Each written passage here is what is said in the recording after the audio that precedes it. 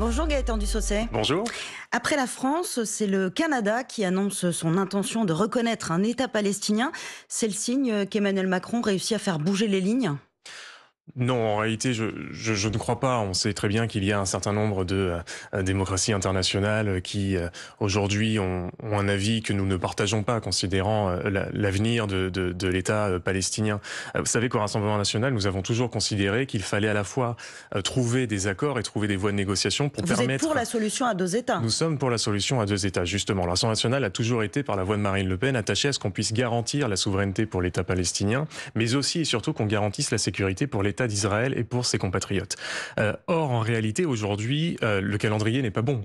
Et c'est pour cela qu'on a énormément critiqué la décision, d'ailleurs, d'Emmanuel Macron d'essayer d'encourager la reconnaissance de l'État palestinien, parce qu'aujourd'hui, reconnaître l'État palestinien, c'est tout simplement donner la victoire au Hamas. Parce que faire prendre une décision aussi importante, une décision aussi attendue, une décision aussi historique... Le gouvernement français dit que ça doit s'accompagner d'un désarmement du Hamas. Oui, mais aujourd'hui, les conditions ne sont pas là. Et on voit que le gouvernement français n'est absolument pas aux côtés de l'État d'Israël lorsqu'il s'agit de garantir sa sécurité et lorsqu'il s'agit de mener la guerre contre l'islamisme et contre notamment son bras armé, qui est le Hamas sur cette région du monde. Donc en réalité, aujourd'hui, si on reconnaît l'État palestinien, ce serait de dire non seulement au Hamas, mais aussi à toutes les organisations terroristes et à toutes les organisations islamistes du monde que le mode opératoire du Hamas est le bon. Et on ne peut pas tolérer ce genre de décision. Sauf que ce que vous opposeront ceux qui sont partisans d'une reconnaissance à court terme d'un État palestinien, c'est que si la guerre menée par Israël à Gaza continue, bientôt il n'y aura plus rien à reconnaître. Non, mais absolument pas. Il ne faut pas tomber dans ce genre de caricature. Il ne faut pas oublier aussi quel est le mode opératoire du Hamas. Aujourd'hui, on peut déplorer un certain nombre de pertes civiles et un certain nombre aussi d'exactions qui sont faites aujourd'hui sur la bande de Gaza. Mais il ne faut pas oublier la responsabilité qui est celle de cette organisation terroriste qui encore aujourd'hui détient un certain nombre d'otages, un nombre très important d'otages. À peu près 50 otages, dont la moitié sont vraisemblablement utilise morts. la population civile comme bouclier, se cache dans les écoles, se cache dans les hôpitaux, mettre leur centre de décision et d'opération directement dans des lieux publics avec une forte représentation de civils pour finalement se cacher derrière des boucliers humains. Aujourd'hui, le président de la République a en réalité fragilisé la voix de la France en prenant une décision qui n'est pas la bonne. Est-ce que vous préférez le positionnement du Royaume-Uni qui prend les choses un peu différemment en disant on reconnaîtra un État palestinien en septembre, sauf si Israël met fin à la situation épouvantable à Gaza? Mais la première condition, et ce qui devrait d'ailleurs motiver l'intégralité des démocraties et des démocraties occidentales plus particulièrement, c'est la libération des otages. On ne peut pas aller vers de la négociation pour un cessez-le-feu, on ne peut pas aller vers de la négociation de paix tant que nous n'avons pas eu la libération des otages et tant que nous n'avons pas éradiqué la menace que représente le Hamas, organisation terroriste islamiste, je le rappelle.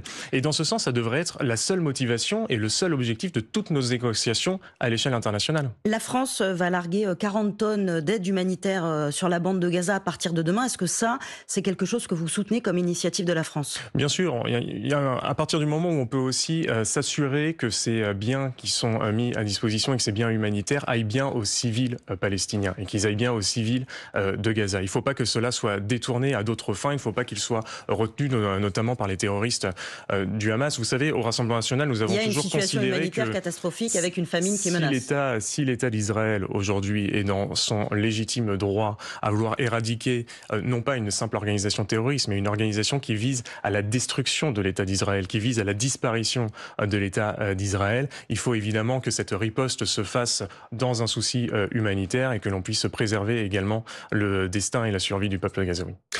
Gaëtan Dussaucet, Emmanuel Macron s'est finalement exprimé hier sur l'accord commercial entre l'Europe et les États-Unis. Le chef de l'État dit que l'Europe n'a pas été assez crainte, mais il ajoute que nous n'en resterons pas là. Est-ce que vous êtes d'accord avec le chef de l'État sur ce point? Oui, c'est toujours un peu le problème avec Emmanuel Macron, c'est qu'il dit beaucoup, il parle beaucoup, mais il le fait toujours un petit peu tard. Et je pense que le président de la République... Il a trop attendu pour réagir à cet accord de dimanche? C'est surtout qu'on se demande qu'est-ce qu'il n'a pas fait, parce que cette situation, on l'attendait. elle était prévisible, elle était écrite noir sur blanc. D'abord parce que on a tous en souvenir, et les Français particulièrement, le premier mandat de Donald Trump où il avait déjà été agressif sur le plan économique et commercial, notamment à destination des viticulteurs et des producteurs de vin français. Parce qu'il l'avait dit également pendant sa campagne électorale en 2020. Il avait dit « Je mettrai un terme à la mondialisation des échanges, à la mondialisation économique et commerciale sans limite telle qu'elle existe, parce que je veux pour les États-Unis un protectionnisme dur. » Donc le Rassemblement national au pouvoir n'aurait pas fait autrement qu'Emmanuel Macron, n'aurait pas pu faire autrement qu'Emmanuel Macron. Il faut être capable d'anticiper. Encore une fois, ces droits de douane et le fait de rehausser les droits de douane américains, c'était un enjeu de la campagne américaine, présidentielle américaine de Donald Trump. Dès avril, on se souvient de cette conférence de presse où il présentait sur un panneau l'intégralité des évolutions des droits de douane. Tous les pays donc, avec des pourcentages parfois largement surévalués. On savait très bien comment le président américain voyait les choses dans les prochains mois. Et qu'est-ce qui a été fait depuis ? Qu'est-ce qui a été fait par les dirigeants européens? Qu'est-ce qui a été fait par le président de la République française? Vous dites absolument le président de la République, mais la politique commerciale, c'est une compétence de la Commission européenne. Les États laissent la main à la Commission sur ce point-là. Donc vous ne pourriez pas faire autrement si vous étiez au pouvoir. Mais ce qu'il faut savoir, c'est que la puissance, ça ne se décrète pas. On s'autoproclame pas puissance mondiale, ça s'organise. Et en fait, aujourd'hui, ce qu'il manque cruellement, aussi bien dans les enjeux des négociations européennes, mais aussi dans la responsabilité du gouvernement français et du président de la République, c'est de se donner les moyens de cette puissance. Qu'est-ce qui est fait, par exemple, pour essayer de garantir encore une énergie peu chère, décarbonée, abondante et pilotable? Où est-ce qu'on met des moyens? On est en train de discuter depuis plusieurs semaines et plusieurs mois, grâce à l'intervention de Marine Le Pen et du premier groupe de l'Assemblée nationale, de la programmation pluriannuelle de l'énergie. Et on voit que là encore, les mauvaises décisions sont prises par le gouvernement français, puisque Emmanuel Macron et le bloc central s'évertuent et essayent de mettre une énergie incroyable à défendre à tout prix l'énergie intermittente, ce qui coûte une fortune et qui, en plus, oblige ensuite le reste du continent européen à acheter de l'énergie et à être dépendant justement de la production énergétique étrangère. Et alors justement, dans cet accord, il est question que l'Europe se fournisse à hauteur de 750 millions aux États-Unis en énergie fossile, même si ça n'est pas une compétence de l'Union européenne. Et d'ailleurs, si vous me le permettez à ce sujet, c'est littéralement l'illustration de la double peine. C'est-à-dire que non seulement vous avez la peine pour les producteurs français de se voir imposer des droits de douane qui n'existaient pas dans des matières aussi importantes il y a encore quelques mois et quelques années, mais en plus cette peine de continuer à organiser notre propre soumission et notre propre impuissance en se rendant dépendant de produits énergétiques américains, alors qu'il faut mettre en place un véritable plan de relance de nucléaire pour produire notre propre énergie. Donald Trump est assez proche du Rassemblement national politiquement. Ça vous met pas mal à l'aise qu'un de vos alliés potentiels mette l'Europe aussi dans cet état-là ? Non, Donald Trump n'est pas un allié ni du Rassemblement national ni de la France. Donald Trump, il fait ce que nous, on aimerait faire pour la France. Donald Trump, il fait ce que nous, on aimerait et ce qu'on souhaiterait pour le pays, c'est-à-dire qu'il défend l'intérêt de la France, il défend les intérêts des États-Unis, et des Américains d'abord. Et nous, on aimerait avoir aussi des dirigeants patriotes qui défendent l'intérêt de la France et des Français d'abord. Vous savez, dès avril dernier, en avril 2025, Marine Le Pen disait que finalement l'élection de Donald Trump nous disait une chose, c'est que la donne, elle avait changé. Que la nouvelle donne, elle avait changé, et cette nouvelle donne, elle dit quoi? Elle dit tout simplement que les nations maintenant défendent leurs intérêts. Et je pense que dans cette nouvelle construction du monde, la France manque d'une chose très importante, c'est des dirigeants qui la défendent avant tout. Gaëtan Dussocet, le Rassemblement national a commencé à rembourser les 3,5 millions d'euros de dommages et intérêts qu'il doit au Parlement européen. C'est après la condamnation dans l'affaire des assistants parlementaires. 1,7 million pour le moment, le reste en octobre. Ça veut dire que vous reconnaissez la culpabilité du parti sur les emplois fictifs sans attendre le procès en appel?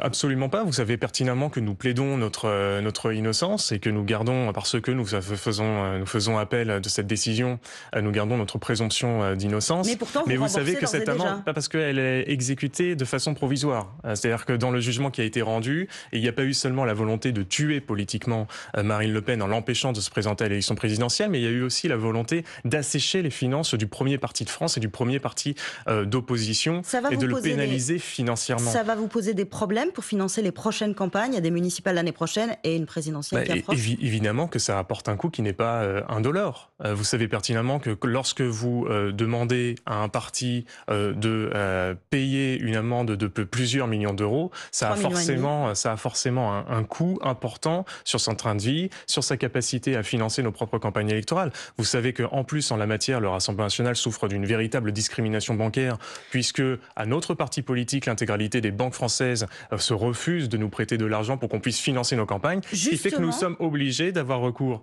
à deux moyens de financement. C'est celui du financement par nos soutiens, par nos militants, par nos adhérents, et celui du propre financement du parti de ses campagnes électorales. François Bayrou a repromis il y a quelques semaines une banque de la démocratie qu'il aimerait présenter à l'automne pour pallier justement les difficultés d'emprunt auprès de banques traditionnelles. Sur ce point, j'imagine que vous dites au Premier ministre, allez-y, on vous soutiendra. Mais bien sûr qu'on le dit, mais est-ce qu'on lui en laissera la possibilité ?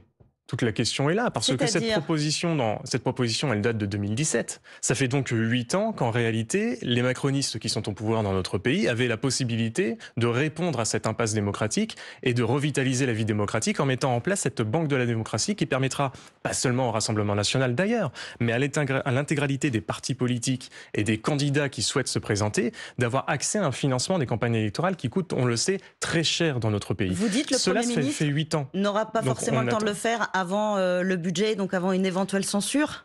Ça, ce sera de sa responsabilité. La balle est aujourd'hui dans son camp et je sais qu'on aura l'occasion de revenir sur cette question du budget pour que je vous le dise exactement ce que le Premier ministre a à faire pour éviter la censure dans notre pays. Qu'est-ce qui vous dérange le plus dans ce budget ? C'est l'année blanche sur les prestations sociales ? C'est la suppression de 2 jours fériés ? J'ai envie de vous dire absolument tout, mon capitaine.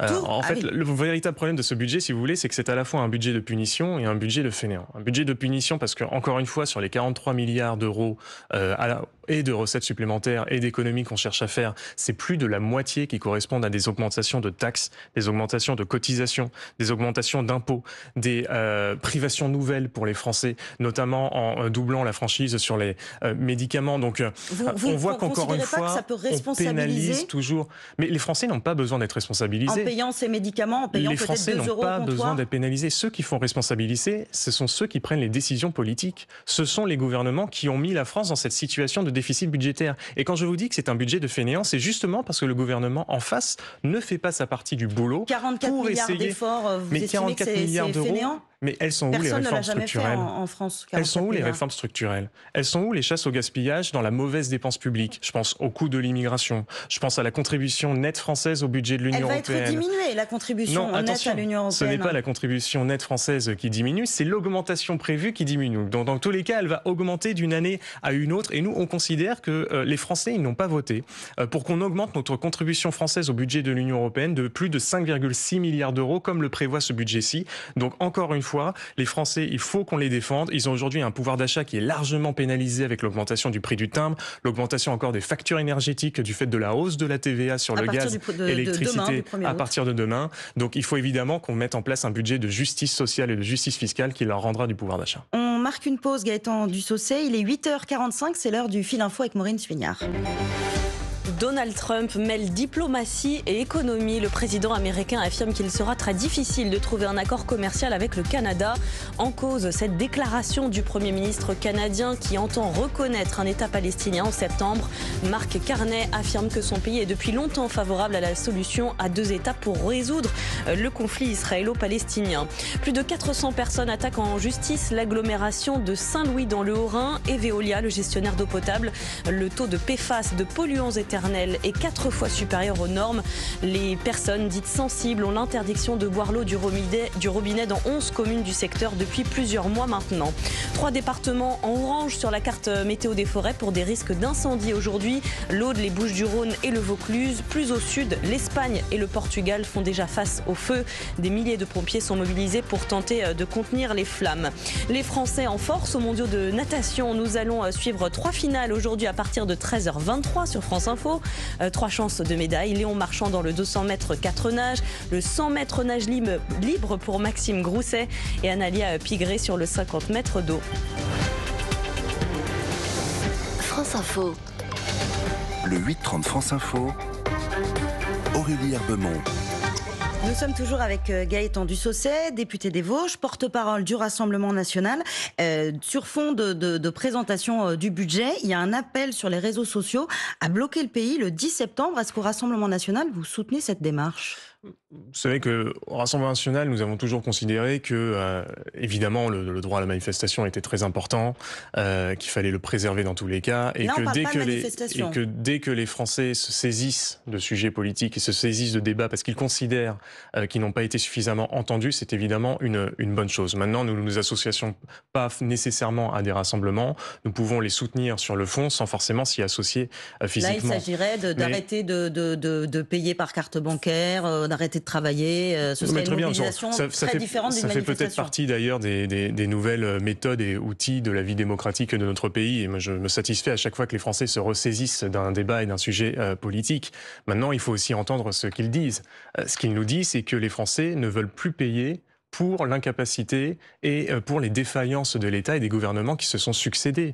Quand je vous le disais, quand on prévoit aujourd'hui plus de 20 milliards d'euros d'impôts, de taxes, de cotisations, de privations nouvelles pour les Français, quand au même moment on continue de déverser des milliards d'euros dans plus de 1244 agences et opérateurs publics, sans qu'on ne fasse l'inventaire. Oui, mais vous voyez là-dessus encore, il y a un an justement, François Bayrou avait demandé un audit pour essayer d'avoir le recensement parce qu'il se trouvait que dans notre pays, on ne savait même pas quelle agence et opérateur, il n'y avait pas une liste bien détaillée.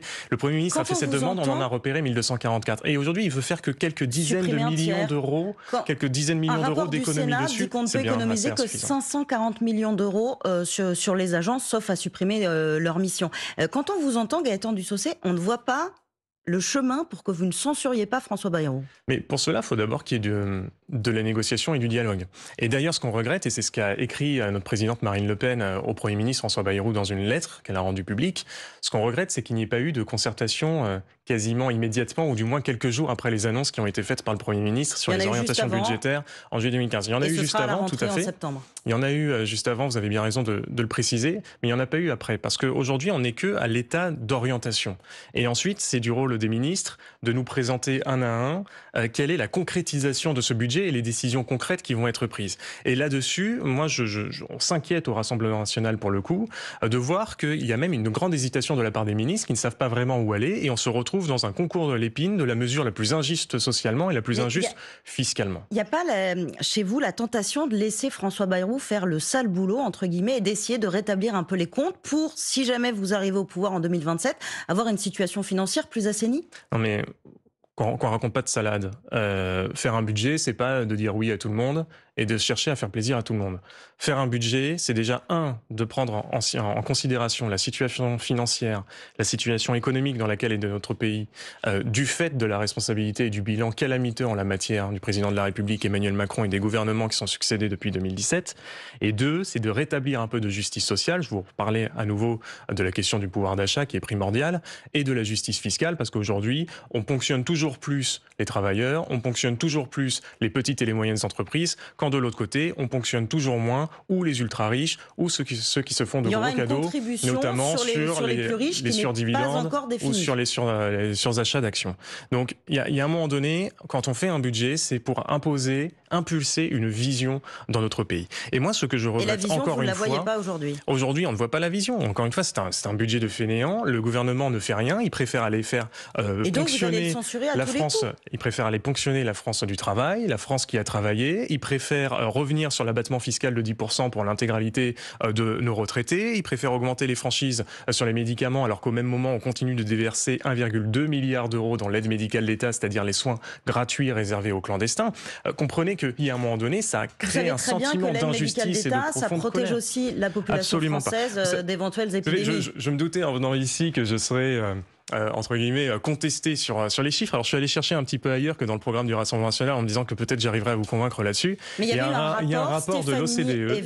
Qui disait qu'il n'y avait pas beaucoup d'abus dans l'aide médicale d'État. Vous savez très bien que cette aide médicale d'État, c'est-à-dire le fait de réserver des soins gratuits aux clandestins, c'est-à-dire à des personnes qui sont en situation irrégulière sur notre sol, n'existe pas dans d'autres pays européens, et d'autres pays européens sont revenus justement dessus. Je ne vois pas pourquoi on devrait garder cette exception à la française. L'immigration, ce n'est pas le Rassemblement national qui le dit, c'est un rapport de 2021 de l'OCDE.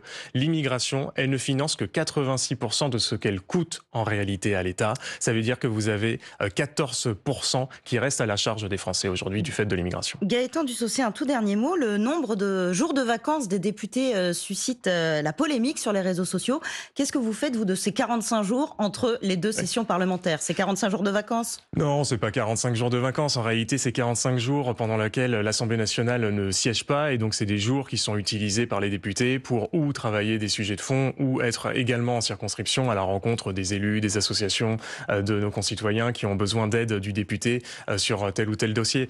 Moi, je retourne régulièrement, évidemment, dans ma circonscription à Saint-Dié-des-Vosges pour pouvoir justement aller à la rencontre de mes électeurs et des citoyens, notamment sur les vide-greniers, sur les fêtes de village que nous avons en ce moment de l'année. Cette longue pause, elle alimente l'antiparlementarisme, selon vous? Non, ce qui alimente et ce qui peut alimenter l'antiparlementarisme, c'est surtout plutôt l'attitude de certains députés. Je pense en particulier à l'extrême gauche de cet hémicycle qui donne le sentiment que les députés ne sont pas du tout au niveau et ne respectent pas finalement le vote des électeurs. Ce qui peut jouer dans l'antiparlementarisme, c'est aussi le fait d'avoir une assemblée qui aujourd'hui ne prend pas en compte justement ce que disent les Français dans leur large majorité et notamment dans ces discussions du budget que l'on va avoir à la rentrée. La question n'est pas de savoir est-ce que les députés doivent siéger plus longtemps. La question est surtout de savoir que font les députés lorsqu'ils siègent, qu'est-ce qu'ils prennent comme décision. Et nous avons hâte d'avoir un gouvernement Rassemblement national pour qu'enfin les décisions qui soient prises soient des décisions bonnes et largement plébiscitées par les Français. Et les députés retourneront à l'Assemblée mi-septembre. Merci Gaëtan Dussaucé. Je vous en prie, merci pour votre invitation.